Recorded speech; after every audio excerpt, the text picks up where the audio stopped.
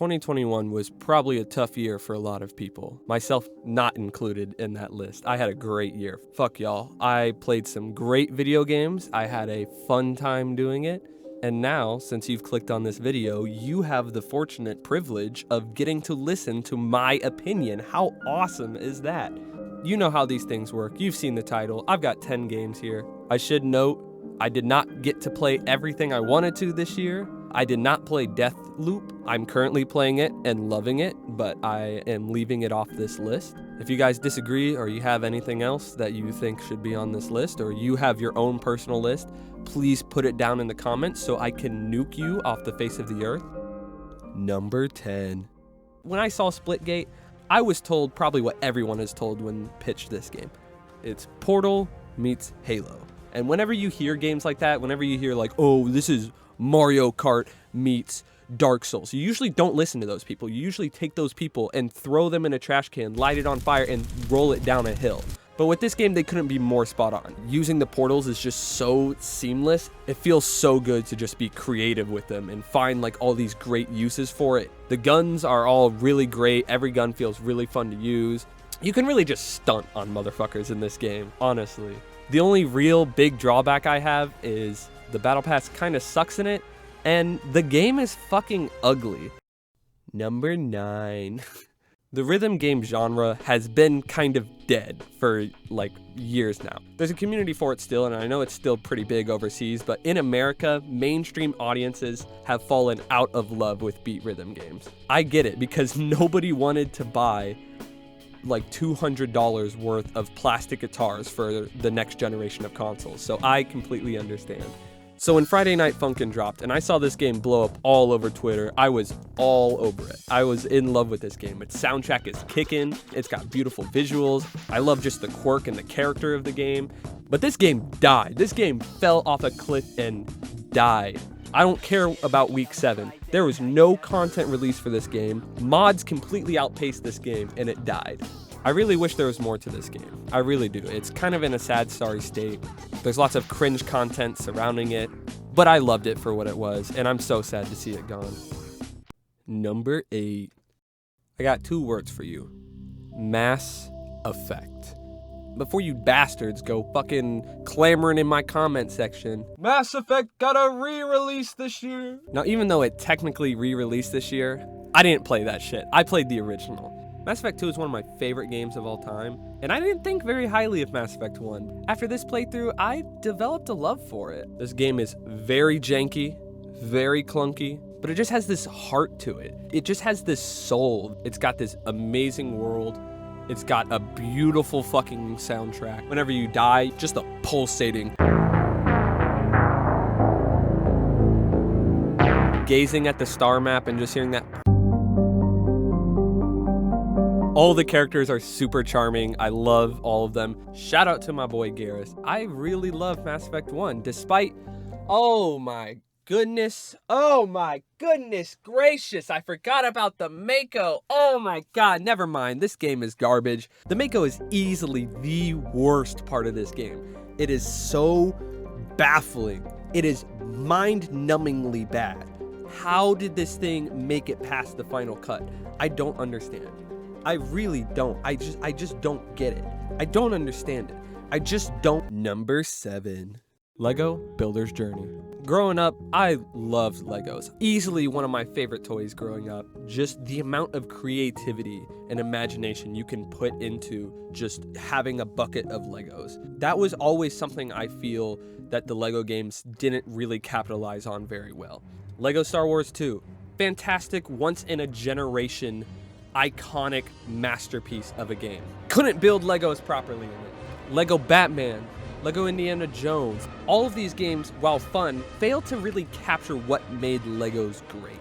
And I know Lego Worlds is a thing, but I didn't play Lego Worlds. But this game is something else. It's not like an open sandbox where you can create things to your wildest imagination. It captures that kind of like freedom when building with Legos and utilizing their space and their form. It's kind of like Captain Toad, where it has these very self-contained puzzle levels. It's just a charming game. Definitely a sleeper hit. If you love Legos, if you love Lego games, try this one out. I guarantee you will have a fun time. Number 6. Oof.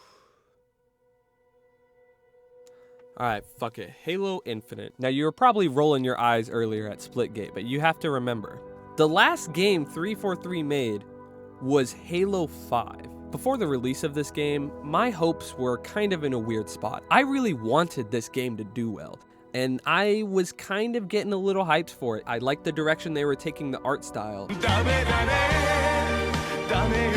but I just couldn't trust 343. I didn't trust them to pull it off. But now that we got the game in our hands, I just have one thing to say about this game. Halo's back, baby! Woo! Ooh, fuck. Ooh, it's just like old time. This is just like classic Halo. I love all the new weapons. I love the sounds. I love driving the Warthog. Ooh, I love all the new pickups. I love the maps. I'm just happy to have Halo back. Insert opinions about the campaign here. Playing this game made me feel like I was playing old Halo, and I cannot describe how good that feels. Halo Infinite lives up to the hype. There's one thing I gotta talk about. Yeah, it's the cosmetics. It's the store. It's the microtransactions. I don't like it. I really don't like it. But I love the game. At the end of the day, I'm ranking games, not business models, so Halo Infinite is up here and it deserves to stay. Number 5, Resident Evil 8. Do I even have to say anything else? Like, do I have to keep doing this? This game is cinematic, it's action-packed, it's everything you want in a AAA game. Capcom really outdid themselves with this one. Everything in this game just comes together so well. The set pieces, the enemies, the mechanics of it. This game, it's just off the balls, off the walls, off the balls fun. That's really all I can say about this game, is just that it's fun. It is just how video games should be made. This is not a masterpiece, masterclass of game design. We need to talk about this game for 20 years because of how great it is. No.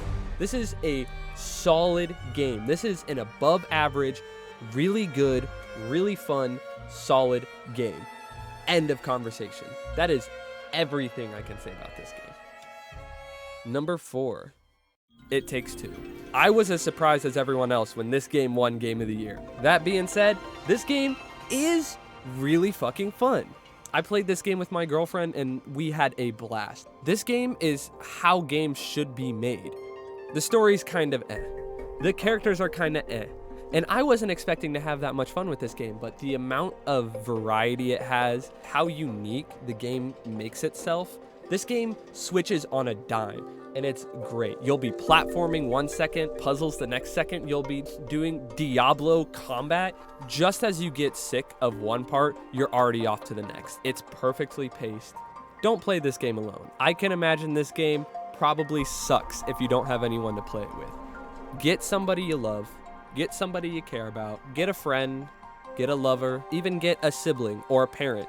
Get somebody you enjoy playing video games with and play this game with them. I guarantee you will have a fun time. Number 3. For my number 3, this isn't a game that came out this year, but it's a DLC that came out this year. Outer Wilds: Echoes of the Eye. I can't even begin to describe this for you. Scratch that. I don't even want to describe this for you. Go buy Outer Wilds, play that, go buy Echoes of the Eye, and play it. Please, I'm not going to say anything about it. It's the type of game you need to go in blind to. The DLC is no exception. Just play it. Trust me. Please. Number 2. Am I even doing the chill? Now, just like Mass Effect, I'm including this game on a technicality. Resident Evil 4. This game is nothing short of a masterpiece. I know the tank controls aren't for everybody, but they work here. This game blew me out of the water. This was my first time playing it, and I am sad that I did not play this game sooner. Just all the iconic moments, fighting El Gigante, fighting the giant lake monster, the president's daughter being equipped with ballistics. I see that the president's equipped his daughter with ballistics too. How rude! This game, one of a kind, nothing else will be like it. And fuck you, Mark Zuckerberg. I'm not buying an Oculus Quest 2 to play this game in VR. Release it on the Vive. I don't have an Oculus. I'm not playing it. The VR looks so good, though. Please, please, Daddy Zuck. Please release this game for me. Please, please let me play it on Steam. Well, ladies and gentlemen, we've made it. We are all the way at number 1. Let me get a drum roll for this one, because it's probably obvious at this point, but I don't care. Drum roll, please. Psychonauts 2. Now, going into this year, I think it's safe to say not a lot of us have faith in the gaming industry. Or it is so hard to get excited for a game because it's so hard to know whether or not a game will be good. But not with Psychonauts 2. With Psychonauts 2 coming into this year, I had high expectations for this game. I knew this game was going to be good. Double Fine Productions has never done me wrong before.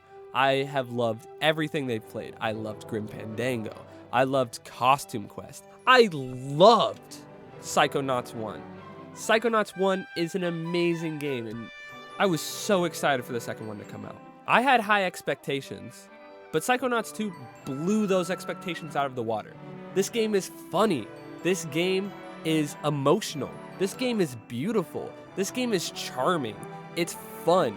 It's creative. The level design is amazing. It's on par, if not consistently better than the first game. I love this game. It was so great to see all these characters again. It was so great to be in this world again.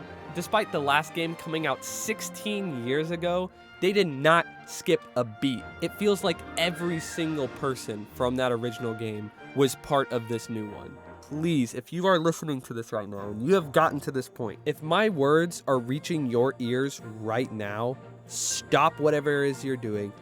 Go play Psychonauts 2. You can buy like 3 months of Game Pass for $1.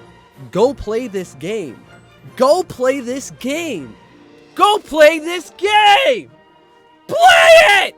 Play every game on the list. Play every single game I just mentioned. Play all of them. And then come talk to me about, what your top 10 is. I don't care what your top 10 is. You probably put fucking Forza 5 in your top 10. You probably put Madden 22 in your top 10. You fucking idiot. You probably put fucking Security Breach in your top 10. Well, I don't give a shit. This is my top 10. You listen to me. You play what I say. Sorry about that. I lost my cool there. So, I guess this is the video. You know, I gotta meet my deadline of releasing a new video every 6 months. So, whatever. Fuck it. Fuck my life. You know. Don't subscribe. Don't like the video. Don't comment. I don't give a fuck. And I hope your 2022 sucks balls. I hope life really gets you down in 2022. And I hope you play some dope-ass video games, because I know I'll be trying to. I want to find the dopest games in 2022, and I urge you all to do the same. All jokes aside, I hope you have an amazing year. I'm rooting for you. Make it one of the best. Life's short. Take every moment you can. And I'll see you in 6 months when my next video gets uploaded.